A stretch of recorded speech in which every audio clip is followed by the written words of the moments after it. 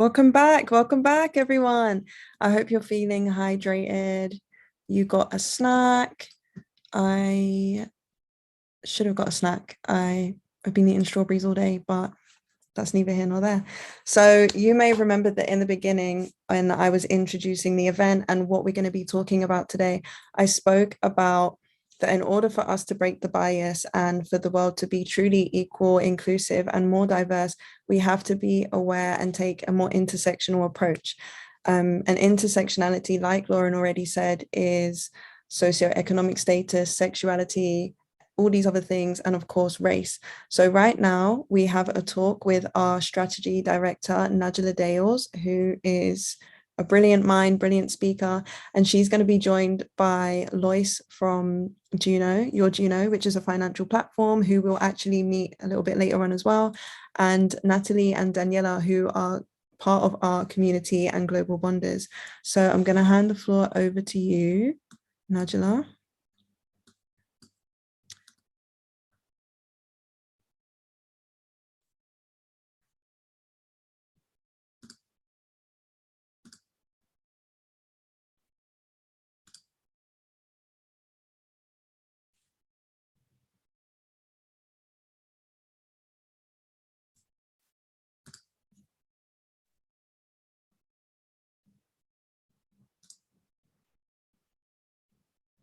Nigel, are you there? There we go. Hello. Just waiting to Hello. get spotlighted along with our panelists. Yes. Okay, while we are setting up the spotlight, I just want to talk a little bit about this conversation that we're going to have. I'm super excited because I got to meet these women a little bit on Monday, and I wanted to talk to them forever and ever and never stop talking. And just like feminism, I think without intersectional conversations, we don't go as far as we need to. A lot of harm and hurt can happen when it comes to the conversation of confidence, and it's showing up in very specific ways. So I'm excited to have all of you be here for this conversation. Regardless of your intersectionalities, I think there's so much that we could learn from it. So I'm going to kick off by telling you a little bit about myself, my name, and I will ask our panelists to do the same. So my name is Nagela, like Haley mentioned. I am the strategy director at Upfront. I'm also a founder. I own a business model design agency, focusing on how to help Black and Brown people to step into being innovators as founders. And fun fact about me, I clearly do not have an accent. I am based in Brooklyn, New York, and I am incredibly obnoxious about being a Brooklyn girl, and I make no apologies for it holding Brooklyn down on this side of the pond. So that is me, and I give the floor to you, Daniella. Good afternoon, everyone. My name is Daniella. I'm a senior business analyst with the Royal Borough of Greenwich. So originally I moved to London 18 years ago from Sierra Leone in West Africa. And I'm a mother, I'm a wife, and I'm passionate about anything that has to do with change. So that's why I'm an analyst, and also when it comes to change for diversity and inclusion, I'm all up for it. So I'm looking forward to this conversation, and I'll hand over to Loyce. Thank you, Daniella. Lovely to see everyone here, and happy International Women's Day. My name is Loyce. I am from Switzerland, born and raised in Geneva, but currently living in London. And I head up community and partnerships at a fintech startup called Your Juno. We are on a mission to close the gender wealth gap, and we're doing that through financial literacy. It's a topic that I think is often forgotten when we speak about gender equality and about feminism, the central piece that finances actually play in the road to diversity and inclusion. And a fun fact about me is that I hate mushy textured food. I can't eat oatmeal, mashed potatoes, bananas, anything of that category. It's just a no. I wish it was a yes, because all of those foods are so nutritious and so filling, but I can't bring myself to do it. And I will pass to you, Natalie. Hi, everyone. Good afternoon. I'm Natalie-Claire. I am a life coach. I am a structural engineer, and I'm a writer. and I am so passionate about personal development, and I am really excited to be here. A fun fact about me would be that I'm a published author, actually. So, in terms of writing things and celebrating ourselves, sometimes you always wonder, what have I done? But celebrate the things you've done, small or big, always be in a place of gratitude and celebrating yourself. So, I am happy to be with you here, all celebrating women and International Women's Day. Thank you for introducing yourselves. And clearly we all have different backgrounds. And so I'm going to kick it off with our first question, going back to our childhoods a little bit and growing up. And so how was confidence modeled for you? How did you think about confidence, whether that was in your home, with your family, or culturally? What did confidence look like for you? And you could even go into some lessons or things you didn't realize you took from your childhood around confidence.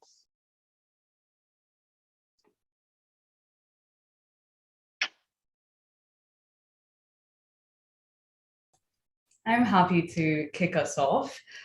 So even though I am born and raised in Switzerland, I am born to a mom who is from Ghana and a dad who is from Barbados, Trinidad, and Liberia.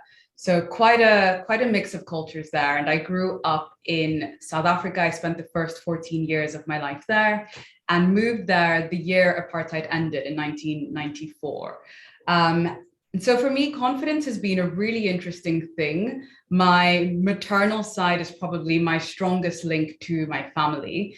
And Ghana is a matriarchal society. And I'm so privileged to have been under the influence of a culture that is matriarchal, because I would say the confidence that I saw during my childhood modeled by other women, whether it was my mother, whether it was aunties, grandmother, was really quiet confidence. It was a confidence that wasn't loud, a confidence that wasn't abrasive, a confidence that didn't take up space in a sense, but that still held power. And that's very much how my mom, as an example, still is today. But I would say one of the biggest turning points for me was moving from South Africa, an environment where I was surrounded by people of color, not only Black people, but people from different races and ethnicities in the global South. When I moved back to Switzerland at 14, that was probably one of the biggest turning points for me in terms of my own confidence, because I went from being a Black child of darker skin tone in an environment where people looked like me. I remember even as a kid, my parents had us do like kiddie modeling, and my brother and I were very much in touch with our identities. And moving to Switzerland and being one of, I think, 6 Black people in my grade and being in a very white dominated culture, I think that's when my confidence journey really starts to take a shift. And I start veering away from Blackness in this desperate need to assimilate and fit in quickly into this new environment. And that manifested in different forms, from, not bringing home food to school because the food I grew up eating is different to the food that was presented in the cafeteria, or not wanting to bring people to my family home and always insisting on going to theirs. Even in terms of my hair, how I kind of presented and showed up in spaces, this is probably where my confidence takes the deepest hit. And it actually took me going out of Switzerland and leaving that environment to actually start to revisit what Blackness means and how I show up as myself authentically and with confidence. So that is kind of what the journey in a nutshell has looked like for me. Loyce, that's so good. There's so many things I just I'm like, let's have an hour for every sentence that you just said. But that is not how time works. There's so many things I relate to that. I think for me, I have a very complicated relationship with my mom's confidence. And the older I get, the more I am deconstructing the way I viewed my mother's confidence. So in many ways, my mom was, in some ways, she both took up a lot of space and also made herself very small. And it was very interesting to see those two things happening at the same time. I realized that my mother's the type of person, she's not shy to send food back. She's not shy to send food back. If she feels like somebody's treating her poorly, if she's experiencing any kind of racism, my mother, I remember once my mother in the middle of McDonald's talking to somebody who was Latina was saying, listen, we are both colored people. Stop treating me this way. And she got so loud at McDonald's. And I just wanted to hide underneath the table. And I remember so many times trying to make my mother be quiet. And now as an adult, I realized that I felt uncomfortable with how much space my mom was willing to take, because I felt like women like us weren't meant to take that much space, or they don't want to be judged as a certain kind of Black person. And there's times I want to go back to my childhood and say, be kinder to your mom, because she's in a really hard world who's constantly judging her. And so, but although she's really confident, there's this line in The Heights, I don't know if any of you have seen it, where the grandmother says, she talks about all the beautiful things they would have, right? Little dishcloths and table runners. And she said, these are the small ways we can reinforce our dignity by having these small, beautiful things, even though we were maids, even though we were caretakers, even though we were unseen. And I've seen, for me, this quiet dignity and loud confidence in my mother is what I would say her confidence looks like. But in some ways it was complicated because she also needed certain things to feel confident, and it went into a lot of what I felt was respectability politics, what I felt wasn't a proximity to whiteness, the way our hair looked. My mother, she will not go to the doctor without being dressed very nicely. Again, now I can see it's to avoid as much medical racism as possible. There's even this Black activist who has this organization called Don't Dress Up for the Doctor. And it's all about how Black women would need to just like be dressed a certain way in order to be treated well in medical environments. And it's complicated for me because I want to say, Mom, if you need a dress to feel confident, who am I to judge what makes you feel confident in a world that is not kind to accented women? My mother's Haitian, I am Haitian, and that's a whole other intersectionality.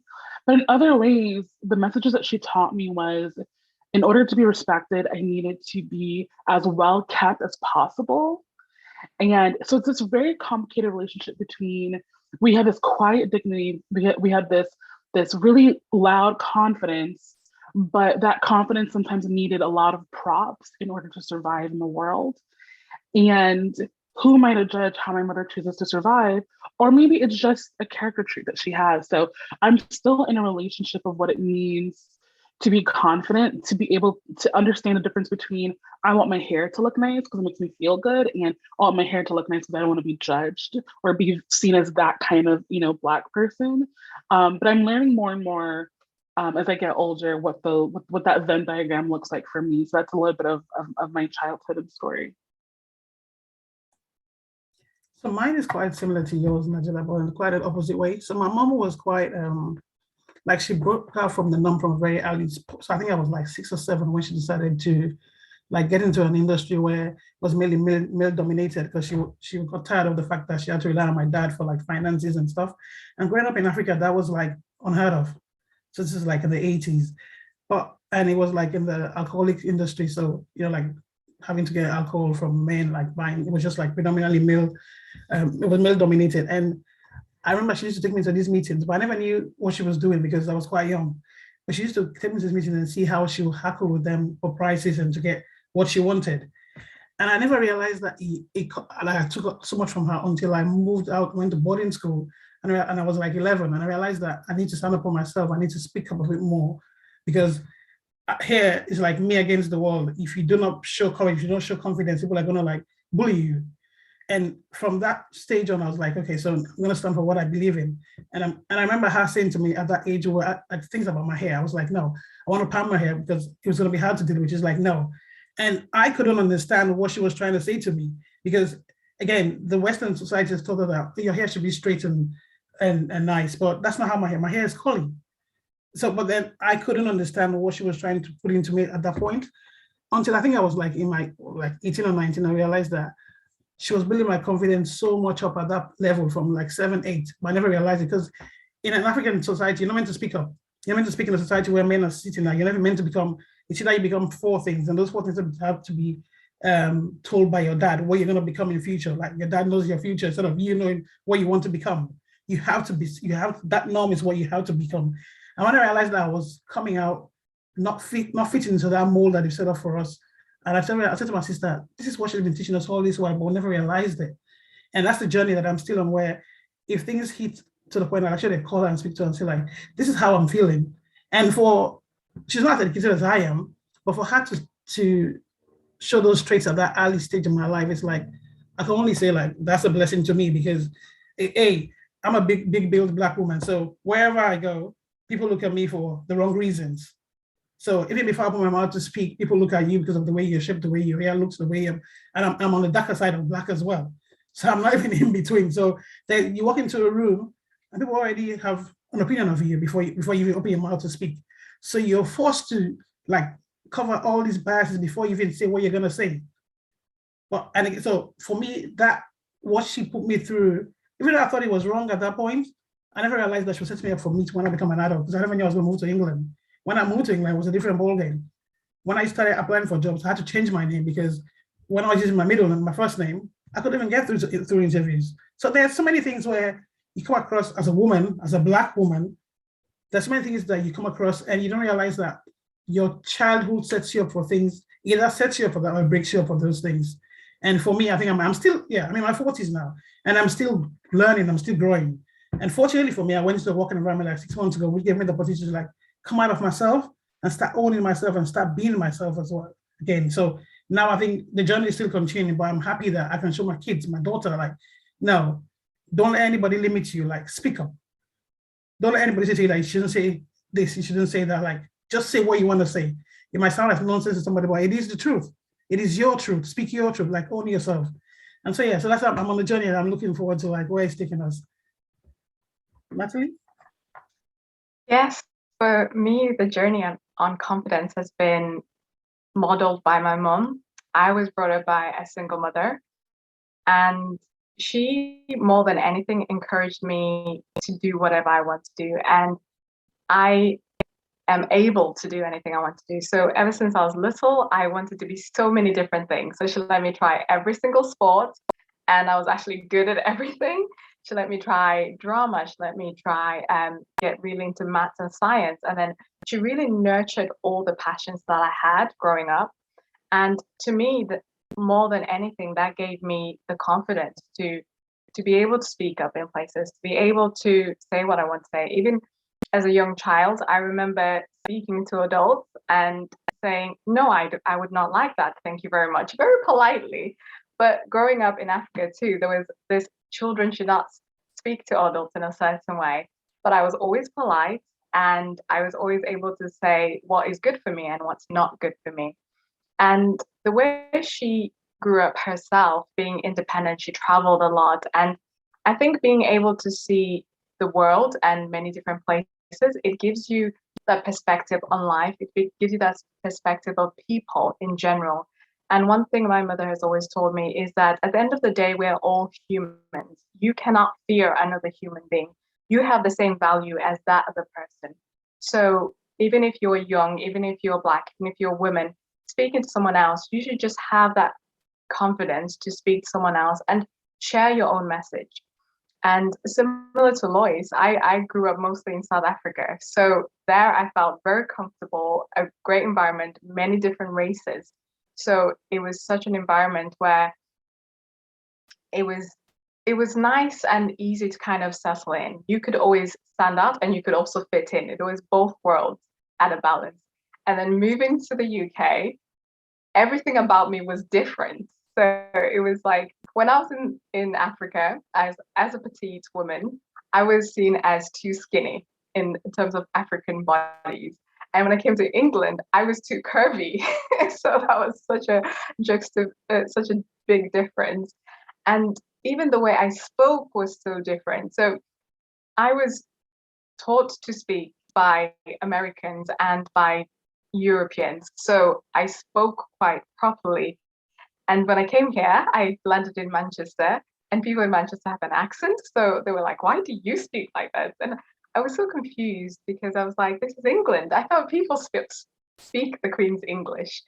So it's I found out that there were so many perceptions. So people had a perception of me as an African girl coming to the UK, and I had a perception of people in England too. I assumed everyone spoke like the Queen, and that wasn't true. And they assumed so many things about me. So that's when my confidence journey started to take a turn, because I was starting to hear all these things, the perceptions they had about me, and wondering, is this how I should be? Is this how I shouldn't be? Like questioning myself.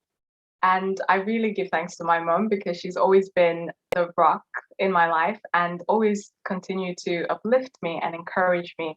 And that's why I always try and do. So for me, it's a great relationship with my mother. That's how confidence has been modeled in my life. And then as an adult, learning for myself to keep doing that, keep knowing who I am and presenting myself to the world.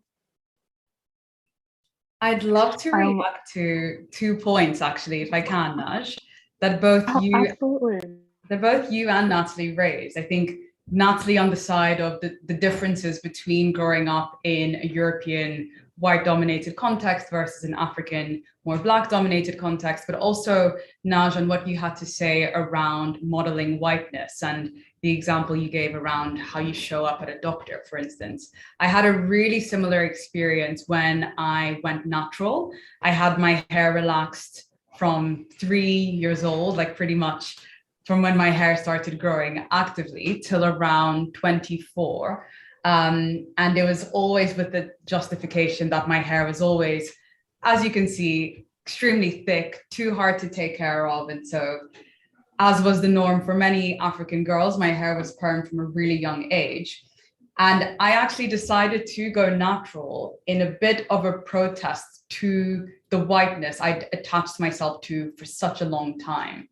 And it was when I was starting my career, and I remember the day, one of my best friends and I in Switzerland, we went to the hairdresser together. We both big chopped together at a salon, and we came back home to my parents' home. And it was funny because we had one of our aunties there at the time from Monrovia. She was visiting us for a couple of weeks. And her first reaction when I walked in the door was just pure adoration. She loved how my hair looked. She loved that I had the boldness to do it. She herself was natural and had been for a number of years.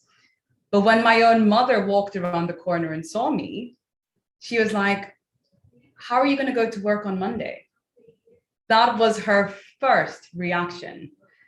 And I think tying back to your point around how we've been so conditioned to only embrace ourselves when we look a certain way, when we fit a certain role, and when others can see us in this way that presents a completely different image than who we actually are. And she was ridden full of questions. You know, you can get some braids, like, you know, it's long enough, you can braid it up, maybe you can put a wig on top, you can go to work in a different way, maybe you want to wear a hat or a beanie. What are you going to do with this hair? And it's only now that it's gotten length and that it's actually fallen instead of, you know, growing upwards, that she's now she loves my hair. And now it's something that she embraces. But for the 2.5 years where it was at the kind of TWA stage, a little mini fro, she would be sending me products to make it curlier, products to loosen my curl pattern, products to make me fit in to this mold that I was never designed to fit into. So I think something I would love to do, and I mean, I'd love to hear everyone else on the panel and in the chat, like, do you have these conversations with your parents? Do you actually bring them to the table and sit across from them and speak about these moments in your childhood that have had such a marked kind of consequence on who you are as a person today? Because I think there's so many of these traumas we face as children and as adults that are unknowingly, subconsciously or consciously passed down to us from our parents, from the kind of cultures we come from. And it's something I'd love to challenge myself to have the courage to do, to actually sit in front of my parents, sit in front of my mom and have this conversation, because it's something I don't think she's even aware that she actually has the reaction she has, and that she speaks the words that she does. Yet these are memories that I live on with forever. So just wanted to add that before we jump to the next part.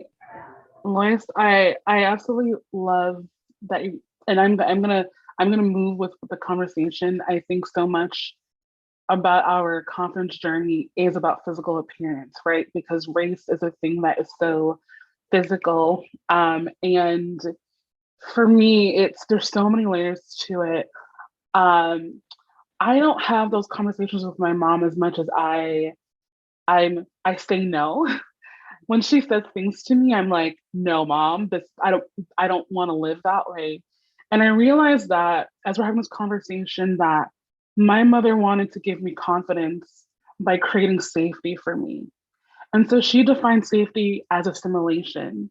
And so she said, if you can assimilate, you can be safe. If you can be safe, then you can thrive. I often refer to the Blackfoot tribes pyramid breath of life. So the hierarchy of needs, Maslow's hierarchy of needs, was actually based on the Blackfoot tribes breath of life teepee that he took from them, appropriated for them.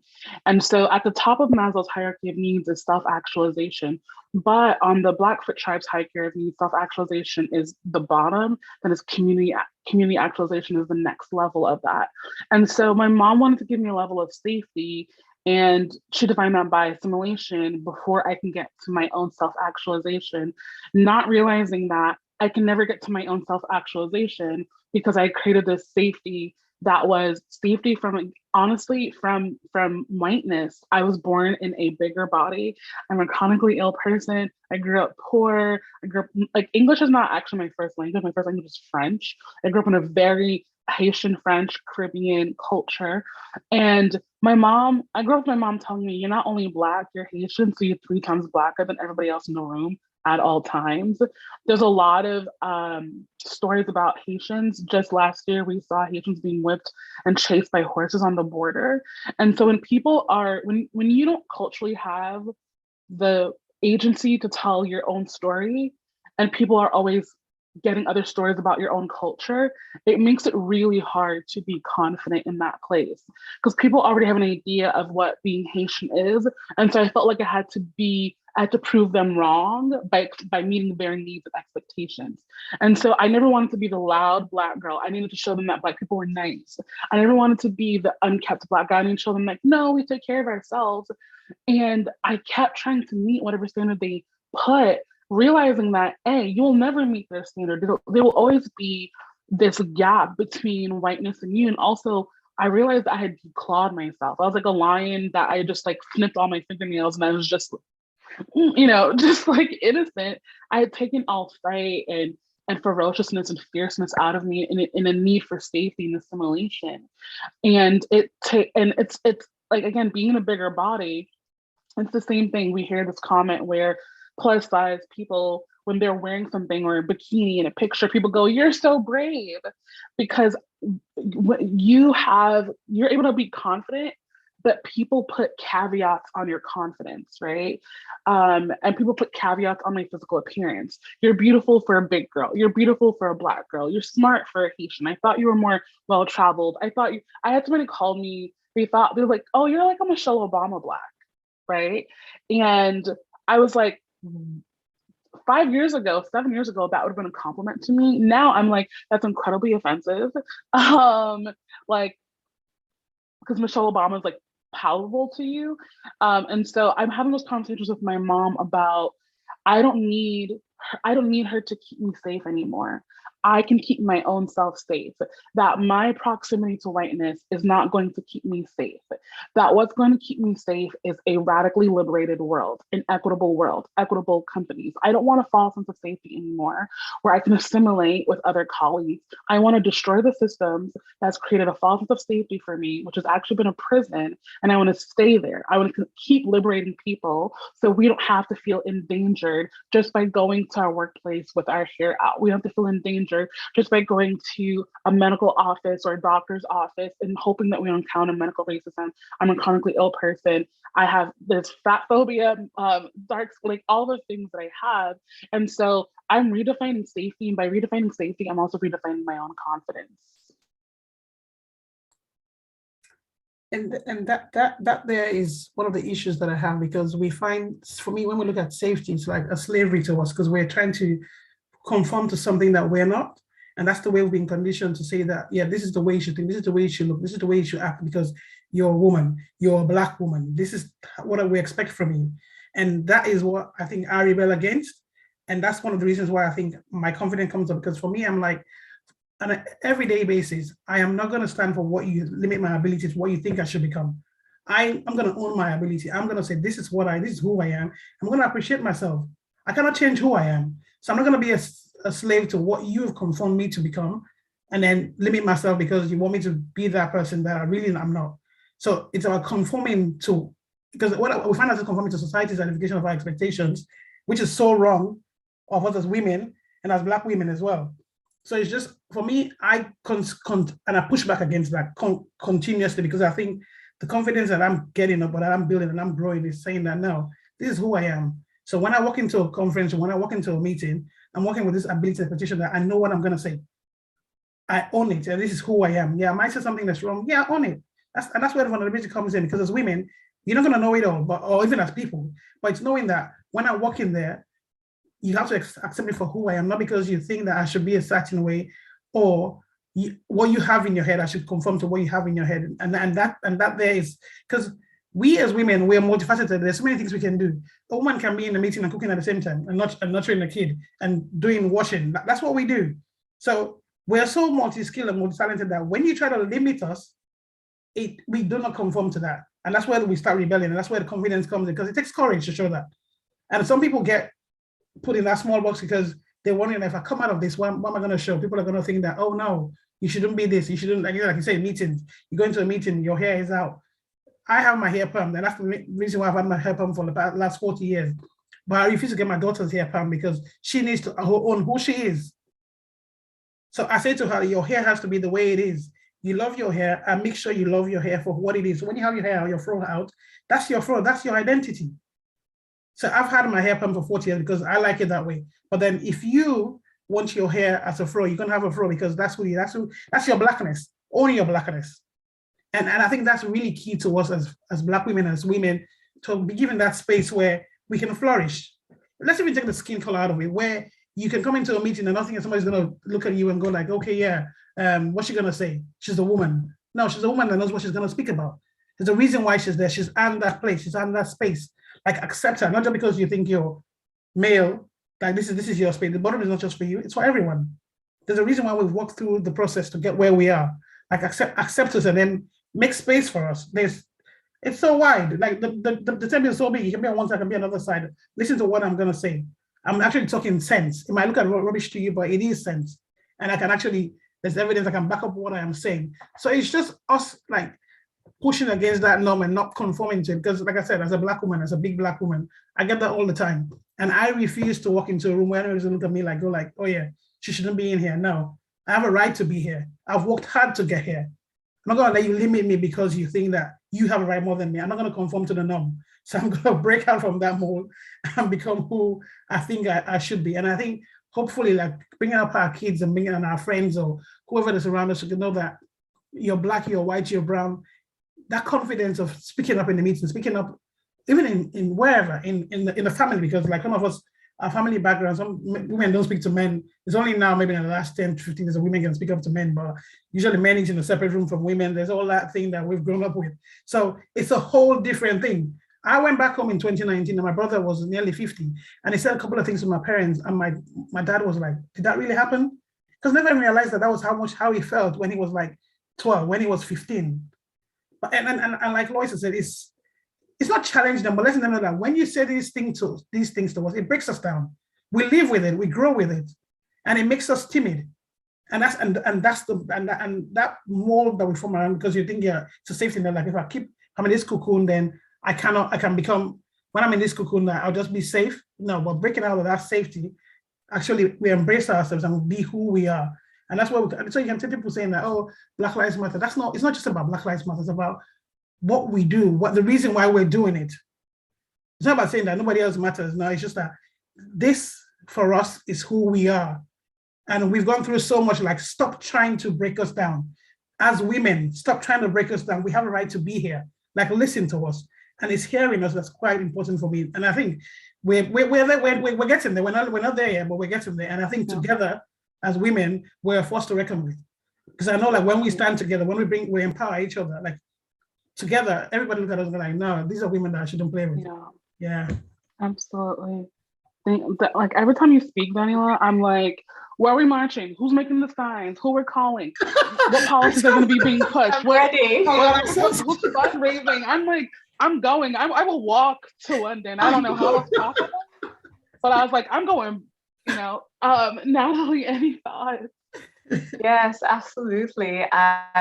So many thoughts about just being confident in who you are, and especially where you're coming from, Daniella, in terms of different spaces. Like, for me, I am working in a male environment as an engineer, and I have done it the other way around. So I graduated as an engineer and became an entrepreneur. And through life's challenges and experiences, I have gained the courage to be my own person. One thing I've built my confidence around is not the titles I have or the things I have, because at one point they were all gone. So I had to have the confidence just in me and who I am. And now getting back in the industry of engineering, that's almost not really accepted in a way, because just because I've not had the experience, I can still be confident in that space. But I'm getting a bit of backlash in terms of, oh, you're coming in here thinking who you are. And it's like, just because I don't have that engineering experience, it doesn't mean I don't have life experience and experience to understand that I have self-awareness. And that self-awareness gives me that confidence to still be able to speak up, to still be able to put ideas forward, and also to be in a position of learning. So it's really interesting to me is that I find that there's this, because of that hierarchy, I've even had my manager say to me, well, that's why I get paid this much and that's why you get paid that much. And I'm like, why? Like, that doesn't define my confidence. That's the thing that he's not really understanding. My confidence has come outside of my role as an engineer, outside of things that we have, things that we do. It's built on my self-awareness. It's built on learning who I am. It's built on learning what I'm good at, learning what I want to learn more of.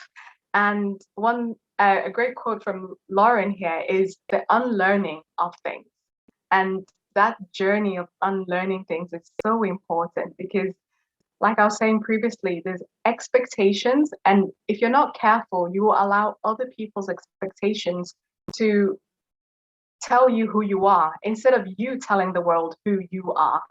And it's so important to notice that. Sometimes criticism can come as constructive criticism, but actually it can be a hidden agenda of people trying to bring you down, people trying to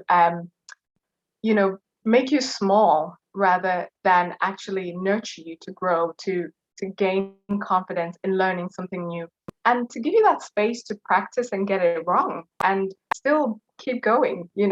How many times do you practice something before you actually become an expert at it?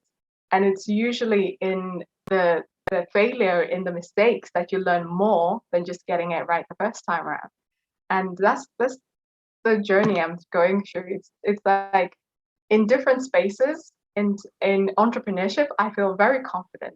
Getting back into my engineering industry, my confidence goes up and down, but I'm still surrounding myself in communities like this, surrounding myself with family and friends who are supportive and who are there to empower me and encourage me, even if I'm starting something new. And that's what we need. We always need that empowering and encouraging community and support around us.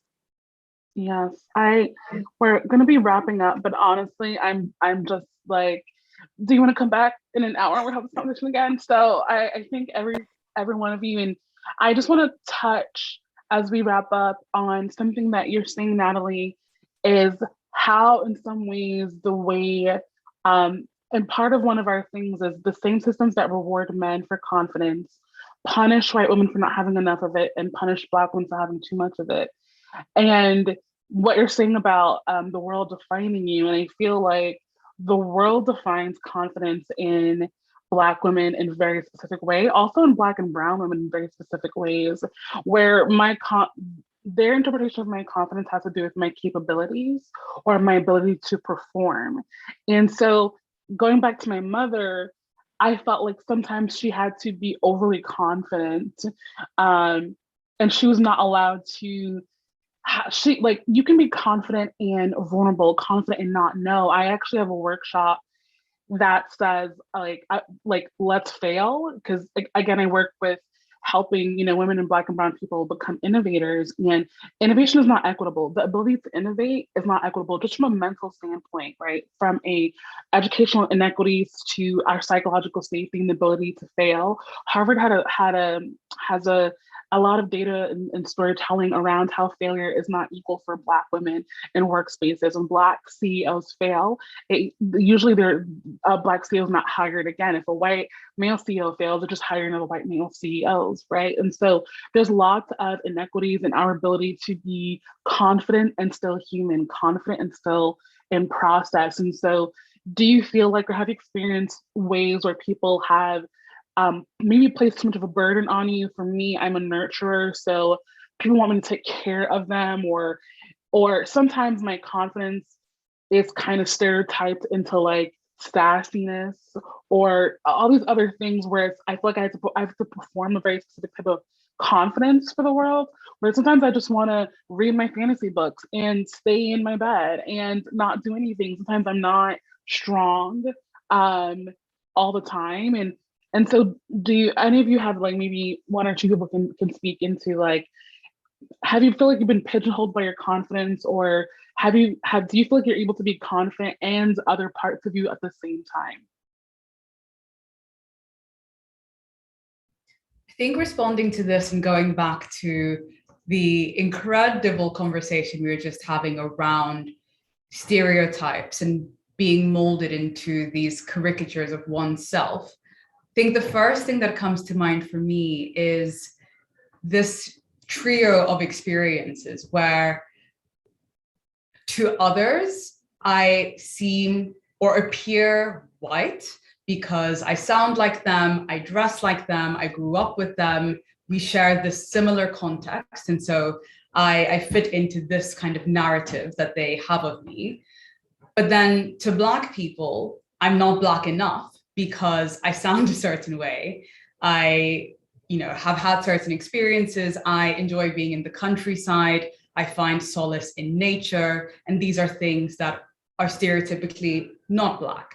And I think this is a whole other conversation around nature and equity that it's a whole other panel, but that's something I'm extremely passionate about because we as a people have lived off of land.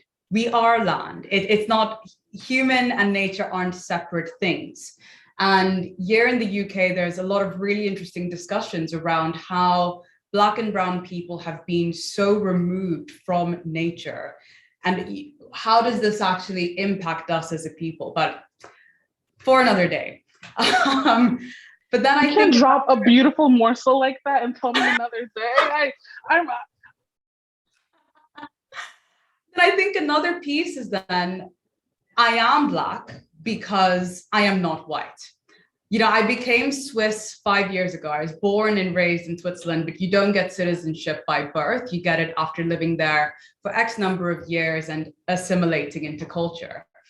And so even now, I'm the only person in my childhood group that actually has a Swiss passport, Swiss citizenship. But because I am in this skin suit, when I go back to Switzerland, people are much quicker to attach Swissness to the white British people I grew up with that sound British, that don't speak French, that come back home 2 to 3 times a year, Yet me, who was born in this country, my parents honeymooned in Switzerland. I've spent the past 3 decades of my life with Switzerland at the center of it. Switzerland isn't for me. And that is something that I cannot claim as a Black person. So I think that this is a really interesting thing for me. How do you marry people's expectations of you when it's not just one expectation, when it's fragmented into so many different pieces? But then ultimately, how do you have the power and the courage to step away from all of that and just define yourself from your own terms and by your own definitions, and not living with the kind of shackles of identity and what it means to be one particular thing? So that would be what I would say to that question. And I think we live in such a powerful time to even be having these types of conversations on a global stage with 136 people in the same room, and actually having the space for these extremely vulnerable conversations. Because I do agree, confidence and vulnerability have been stripped apart for so long, but ultimately there is so much strength in just stripping away ego, in stripping away stories, and just connecting as humans. And honestly, this is a power and privilege that I sadly don't think our own parents had access to. I think we are so privileged to live in a time where therapy is normalized, where vulnerability is encouraged in certain spaces, and where self-awareness is actually the pathway to freedom. It can become that. It can become that. And all it takes is the ability to open up and to have a safe space like the one that Upfront has provided today, to connect people of, people who share similar experiences, but also the many in this room who don't and can learn from these discussions we're having today. So just wanted to say a huge thank you for Upfront for providing the space, and to everyone on this panel, because this has been such a brilliant discussion. I don't want this discussion to end. I mean, it has to. That's how schedules work. But every single woman on this panel, thank you so much. This has been incredibly enriching and nourishing for me. I feel like I just had a warm bowl of stew. And there are 3 things that I want to leave you all with. I see all of you in the chat participating in the conversation. The first thing is the way that we make confidence different than how it's been modeled for us is community. White supremacy is a very individualistic type of culture, and that's the creature culture. And even the individual is part of one individual identity. And it is community that allows us to see what confidence looks like for different people from different walks of life. Second of all, Loyce was talking about her experience with Switzerland. I would be remiss in not only acknowledging Ukraine and all that's happening over there, but also the complexity of that situation with African and Caribbean students who've had a hard time crossing the border, and also other places that felt like they didn't receive the amount of humanity and empathy that Ukrainian citizens have. And I talk about the liberatory design framework a lot, and one of the mindsets is embrace complexity. And that's what I'm asking you all to do consistently in this conversation. We can embrace complexity of acknowledging the Ukrainian citizens that are fleeing, embrace the complexity of African and Caribbean students at the border not being led into certain places, and embrace the complexity that we maybe have not applied the same amount of humanity to places like Yemen and Somalia and Somaliland and Afghanistan and Iraq and Iran, right? And so we can split up our support. We can talk about multiple things. The world wants to tell you can only talk about one thing at the same time. And that is just not true, because we're too intersectional for that. So thank you everyone for being on this panel. Thank you for joining us. And I know we have some breath work and a break coming up, so I will kick it off to Haley. Thank you. Thank you so much. Thank you so much. Thank you. Wow. What a conversation.